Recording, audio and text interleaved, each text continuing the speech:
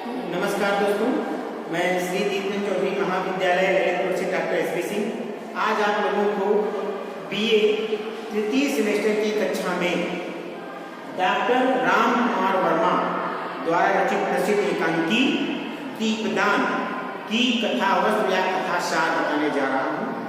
आप लोग ध्यानपूर्वक पढ़िएगा और समझिएगा, ठीक है। आइए देखते हैं डॉक्टर राम कुमार वर्मा द्वारा रचित प्रसिद्ध एकांकी का कथासार या कथावस्तु। दीपदान डॉक्टर राम कुमार वर्मा की एक प्रसिद्ध ऐतिहासिक एकांकी, ठीक। वे हिंदी एकांकी के जनक माने जाते हैं तथा हिंदी साहित्य में एकांकी सम्राट के रूप में जाने जाते हैं। डॉक्टर राम कुमार वर्मा को हिंदी साहित्य में एकांकी सम्राट के रूप में जाना जाता है। दीपदान एकांकी की कथासार या कथावस्तु इस प्रकार है।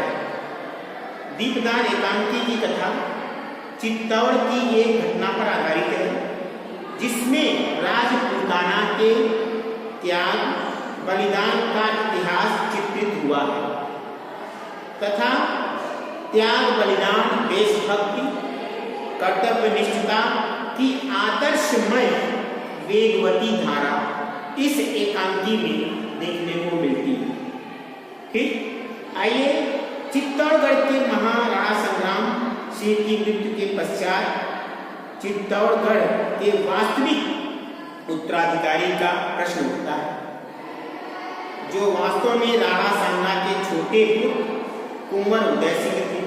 परंतु कुंवर उदय सिंह के अल्प वयस्क होने के कारण राणा सांगा के छोटे भाई पृथ्वी सिंह के दासी पुत्र बनवीर की उदय सिंह के संरक्षक के रूप में चित्तौड़गढ़ की गद्दी सौंपी जाती है। बनवीर बड़ा महत्वाकांक्षी एवं दुष्ट प्रवृत्ति का था। वह चित्तौड़ पर निरंकुश राज्य करना चाहता, यानी वह चित्तौड़गढ़ पर निरंकुश राज्य करना चाहता था। अतः वह मयूर पक्ष कुंड में असमय ही षड्यंत्र के तहत दीपदान, कहाँ दीपदान का आयोजन होता है? मयूर पक्ष कुंड में असमय ही षड्यंत्र के तहत दीपदान उत्सव मेले का, दीपदान उत्सव या मेले का आयोजन कर उदय सिंह की हत्या की योजना बनाता है, ठीक। षड्यंत्र का और एक उत्सव का आयोजन करता।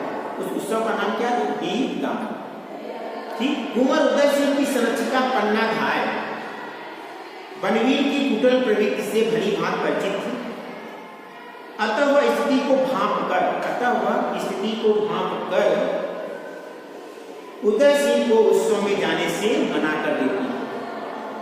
कुंवर उदय सिंह पन्ना से दीपदान उत्सव में जाने की जिद करते हैं, पन्ना से दीपदान उत्सव में जाने की जिद करते हैं और अंततः रूठ कर बिना कुछ खाए पिए भूमि पर सो जाते हैं। तभी रावल स्वरूप सिंह की पुत्री सोना बनवीर के कहने पर उद्धव सिंह को उत्सव में ले जाने के लिए आती है, किंतु पन्ना उसको फटकार कर भगा देती है। वह सोना से स्पष्ट कहती है कि चित्तौड़ रास रंग की भूमि नहीं है, जौहर की भूमि अर्थात युद्ध की भूमि है। यहाँ आग की लपटें नाचती हैं, सोना जैसी रावल की लड़कियां नहीं, ठीक। इसके बाद पन्ना का पुत्र चंदन आता है, पन्ना धाय का पुत्र चंदन आता है और कुंवर जी के विषय में पूछता है और पन्ना से अपनी माला ठीक करने के लिए कहता है। तभी बाहर से घबराई हुई सेविका सामनी आती है और पन्ना को महाराणा विक्रमादित्य की हत्या की सूचना देती है। सामनी पन्ना को बताती है कि बनवीर को कहते सुना है कि कुंवर उदय सिंह को भी जीवित नहीं छोड़ेगा। उसका अगला उद्देश्य यानी लक्ष्य उदय सिंह है और उदय सिंह की रक्षा करनी चाहिए। पन्ना कुंवर उदय सिंह की रक्षा के लिए प्रण से तैयार हो जाती है, प्रतिज्ञाबद्ध हो जाती है तथा रक्षा का उपाय सोचते हुए कुंभलगढ़ भाग जाने को कहती है। तब शामली महल को सैनिकों द्वारा घेरे जाने के विषय में बताती है। इसी समय कीरत बाई नामक नाई कुंवर उदय सिंह की झूठी पत्तल उठाने के लिए पन्ना घाय के कक्ष में प्रवेश करता है। कीरत बाई देशभक्त था, राष्ट्रभक्त था, ठीक। अतः पन्ना उसे विश्वास में लेकर समस्त घटनाक्रम समझाती है। साथ ही उदय सिंह की रक्षा है तो उन्हें झूठी पत्तलों की टोकरी में लिटाकर ऊपर से झूठे पत्तलों से ढककर, ठीक, उदय सिंह को राजमहल से बाहर निकाल ले जाने की योजना बनाती है। कीरत बाई टोकरी में उदय सिंह को सुलाकर तथा झूठी पत्तलों से ढककर महल से बाहर ले जाता है। पन्ना उदय सिंह के स्थान पर पुत्र चंदन को उसकी सैया पर सुला देने के पश्चात पन्ना घाय का मातृ हृदय भावी अनिष्ट की आशंका से व्याकुल होकर रुदन करने लगता। ठीक, कुछ ही देर बाद मदिरा यानी शराब के नशे में चूर होकर बनवीर, जो दुष्ट प्रवृत्ति का था, बनवीर हाथ में विक्रमादित्य के खून से सनी नंगी तलवार लेकर आता है और उदय सिंह के बारे में पूछता है। पन्ना को उसका इरादा पता चलता है तो वह बनवीर से उदय सिंह के प्राणों की भीख मांगती है। ठीक, आगे एकांकी की कहानी किस प्रकार बढ़ती है।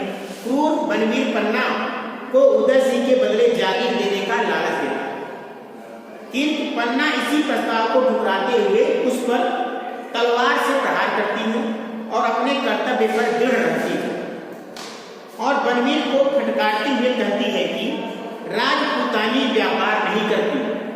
कहती क्या है पन्ना बनवीर को फटकारते हुए कि राजपूतानी व्यापार नहीं करती महाराज, वह या तो रणभूमि पर चढ़ती है या चिता पर, वह या तो रणभूमि पर चढ़ती है या चिता।